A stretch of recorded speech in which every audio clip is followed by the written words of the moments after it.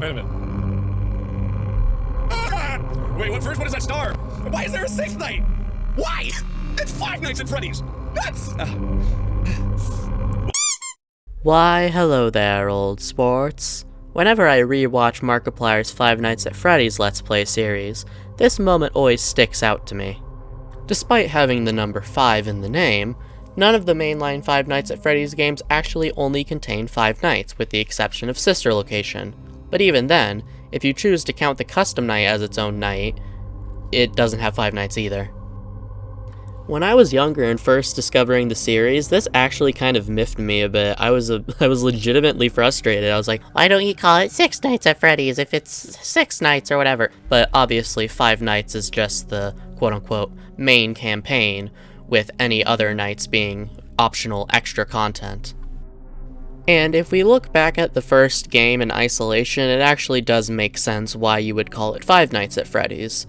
The first 5 nights are the main game, while the 6th night was supposed to be the ultimate challenge you were provided, and then the custom night was just supposed to be a little bonus for 100%ing the game. Scott had no intention of making the first max mode possible. He didn't even think it was possible until someone beat it, and then he added the 3rd star. So it makes sense to call it Five Nights at Freddy's when there's 5 main nights and one last extra challenge for anyone who's brave enough to try it. But as the series crawls forward, the name Five Nights at Freddy's becomes a bit silly the more you look at the actual contents of the games.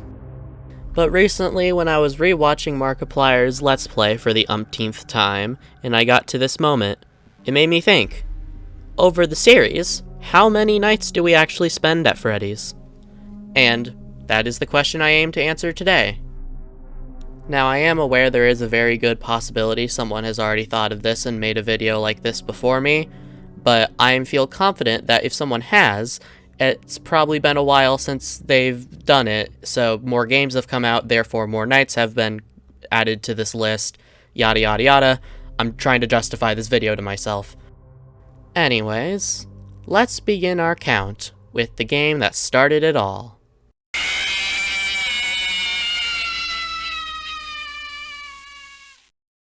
Since I already kind of explained FNaF 1's nights in the intro section, I'm going to go over a bit how I'm going to format this video for this section to fill the time. I'm going to tally down the minimum amount of nights needed to 100% the game, whether that be collecting all the stars, collecting all little office upgrades, collecting all trophies, yada yada yada. I'm also going to split this list in 2. I'm going to have one list for each night in each game, and I'm going to have a second list for the amount of nights in the series total. So, hopefully that makes sense. If it doesn't, catch up, I guess. I don't know. So, as I just explained earlier, for Five Nights at Freddy's, there are 5 main nights that make up the main game, as well as a 6th night challenge and a 7th night for the custom night. There is a bug that allows you to access a 8th night, but since it's a glitch, I'm not going to count it because it was never an intended feature of the game, it was just an exploit. So for Five Nights at Freddy's 1, that leaves us with 7 game nights and 7 series nights. With that being said, let's move on to the sequel. Five Nights at Freddy's 2 is the first game on this list, at least, that isn't very straightforward when it comes to counting how many nights there are. I'm sure we can all agree that the first 5 nights that make up the main campaign are all nights, and then I'm also sure we can all count the 6th night as an extra challenge night. But when it gets to the custom night, that's when things start to get a bit more confusing. Now, at first, it's pretty obvious that we should at least count the custom night as one night, but then we have to think about the challenges. There are 10 total challenges in the custom night section of FNaF 2, and really only 2 of them are actually very interesting. The first one is 2020-2020 mode, which unlocks the 3rd star on the title screen, and then there's also Golden Freddy mode, which counts as this game's max mode. Since I'm counting 2 of the 10 challenges as their own nights, I figured I might as well count the other 8 as their own nights, because they do all unlock something, and thus contribute towards 100%ing the game. Now, I do completely understand if you feel like all you would need to do to 100% the game is to get the 3 title screen stars, but personally, for me, I feel like not doing Golden Freddy mode would feel like I'm missing out on something, and if we're doing Golden Freddy mode, might as well do everything else, and at that point, since they all unlock something, I feel like that's what 100%ing the game is, though, like I said, I completely understand if you believe differently.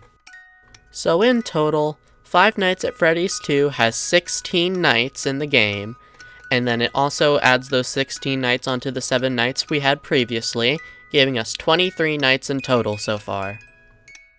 With that, let's move on to FNaF 3.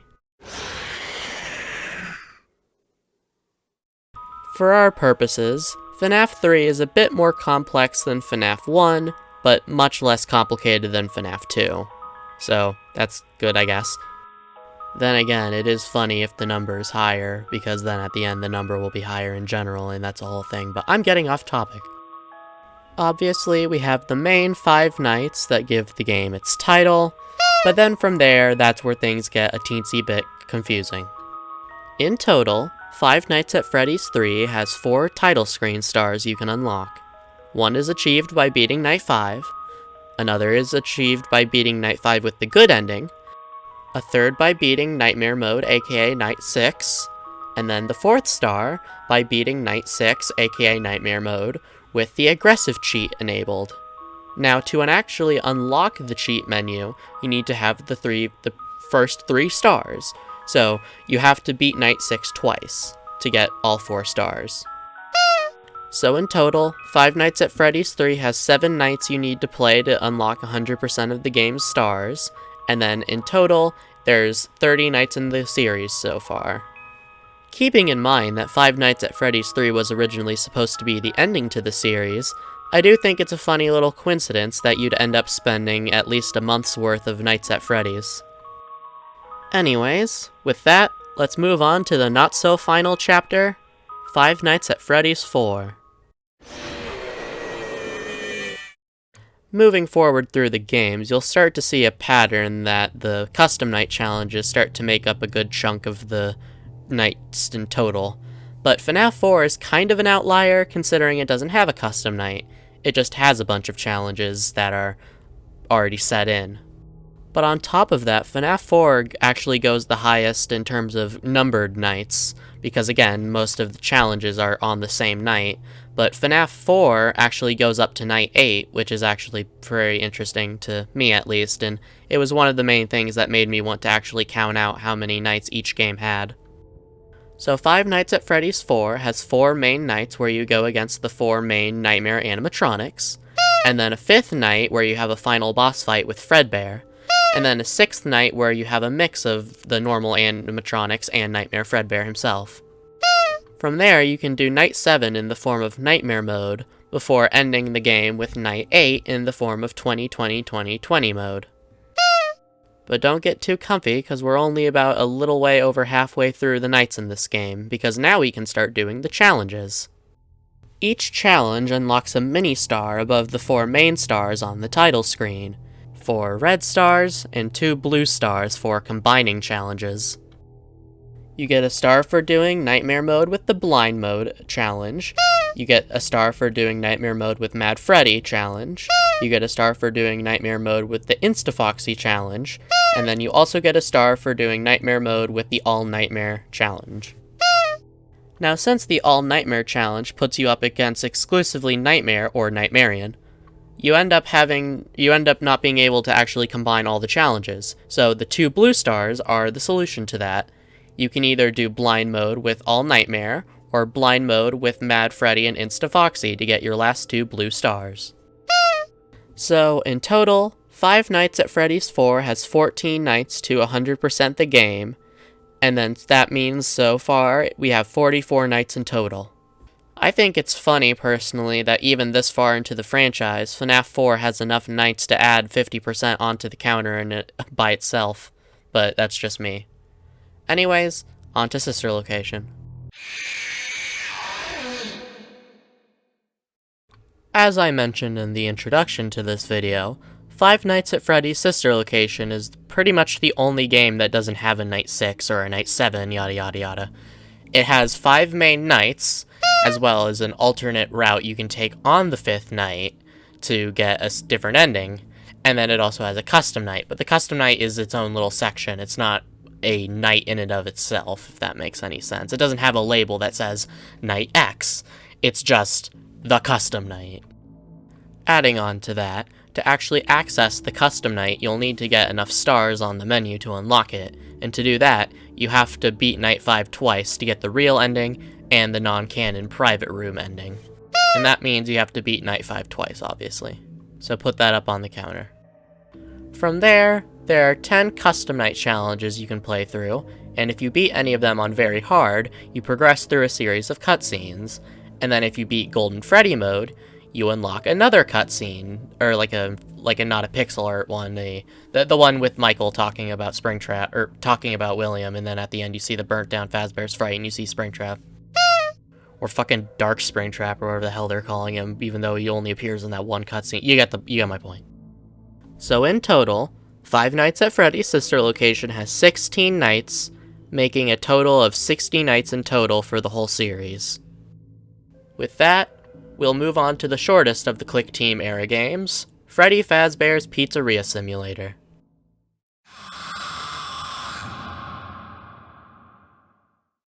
Funnily enough, the game with probably the simplest night structure doesn't actually call itself a Five Nights at Freddy's game. It's Freddy Fazbear's Pizzeria Simulator.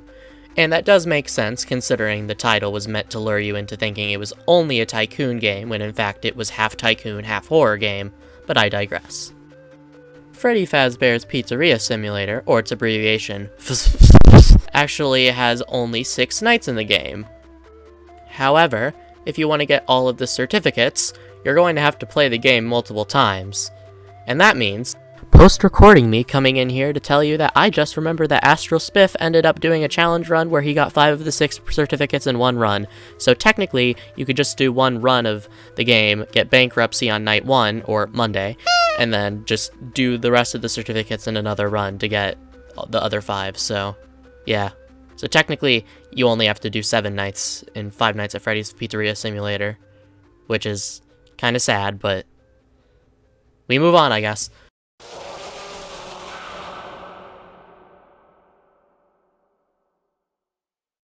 Now, Ultimate Custom Night is kind of confusing for a pretty obvious reason.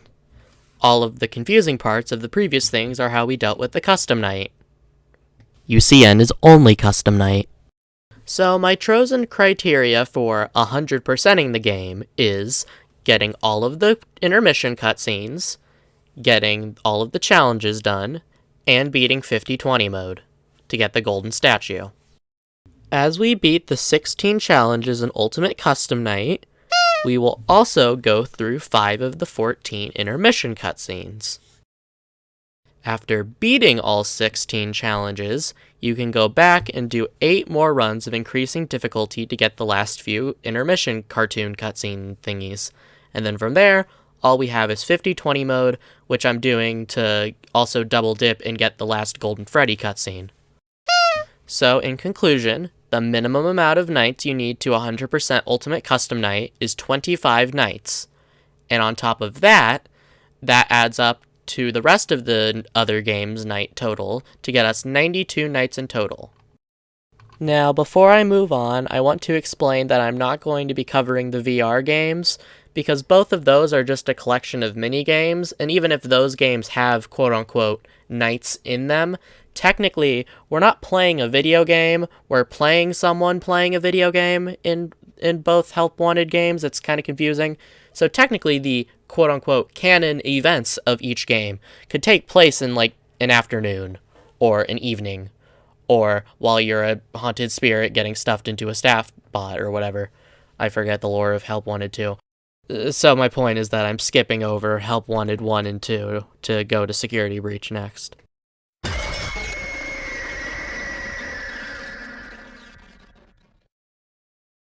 I've decided that I'm going to talk about Security Breach plus Ruin and Secret of the Mimic all in one section, because Security Breach only has 2 nights, and that second one only counts if you're counting Ruin as a separate night, and Secret of the Mimic only has 1, obviously. At least for now. That might change in the future with DLC, I'm not sure.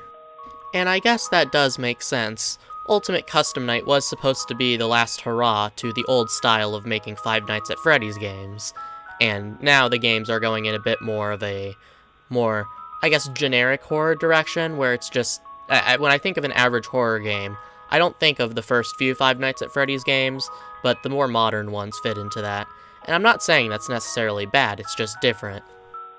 Ending the video how it started, aka with Markiplier, he mentioned in his livestream playthrough of Secret of the Mimic that it just felt different, and I saw some people being all jackasses about it, and they're like, oh, well, you just like it, you don't like it because it's different, and it's like, yeah. What made FNaF interesting to a lot of people were the unique mechanics, or at least pseudo-unique mechanics, of having to survive and defend one location. And I feel like lots of the fan games have shown that there's still lots of potential left in that concept, or that style of gameplay, so I will admit, it does feel a bit frustrating that FNaF is trying to be more generic, but then again, it will make more money that way, but then again, that's probably me being too pessimistic. I've seen some people suggest that the newer games should have multiple nights, and I personally have mixed opinions on that idea, because on one end, it might make the games feel a bit more like Five Nights at Freddy's games, whatever that means, because at this point, FNaF is basically a mini-genre, or a subgenre in and of itself. The problem with the whole multiple nights idea in a more traditional horror game is it feels a lot more apparent that why would someone come back to this, and that was a problem with the older games, keep that in mind, but it feels a lot more obvious when you're playing, when the games are structured how they are. Secret of the Mimic wouldn't work in multiple nights, because Arnold very clearly just wants to get the hell out of there. He does not want to investigate anything. Maybe Security Breach would probably work better with a 5-act or a 5-night structure, because Gregory is obviously investigating the Pizzaplex. He has reason to come back. But then at that point, you could also argue, does he even have a reason to leave? And then you run back into the same problem of why would there be multiple nights? It makes sense that it's all just one prolonged night. Now, I am aware I'm taking the title of the franchise way too literally, because just because it started out being named Five Nights at Freddy's doesn't mean it has to always have 5 nights. Though, I would prefer if it kind of stuck with what FNaF 6 did, and just name itself, like, Freddy Fazbear's yada yada yada. Because at that point, you're still recognizably Five Nights at Freddy's, but you're not calling yourself something you're not. You're not spending 5 nights at Freddy's and Security Breach, you're spending 1 night there. But again, that is me just nitpicking. I am very much aware of that, and at this point, I am realizing that I have a whole nother page of rambling of this stupidness, and this is not even, I'm getting into I'm reading the script. This stuff isn't even connected to the main shtick of the video of, like, counting out the nights. This is just me talking about my opinions on FNaF. No one came here for that. I'm going to wrap the video up now.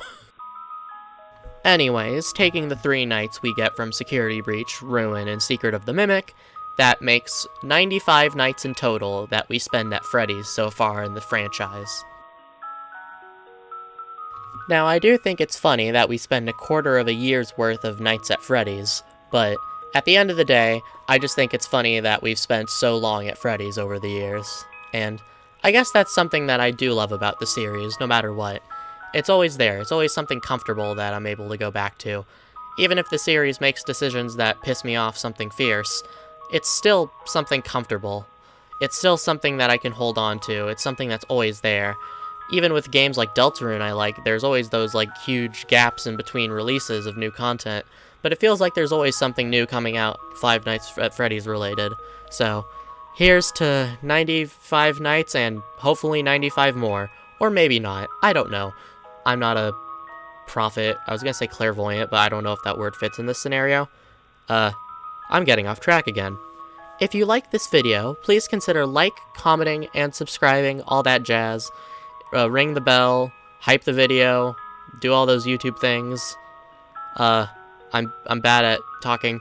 I would like to thank my Patreon supporters, Skill Issue and Sven Biscuit, for their continued support. It means the world to me. With all that being said, I hope you all have a good day, and good night.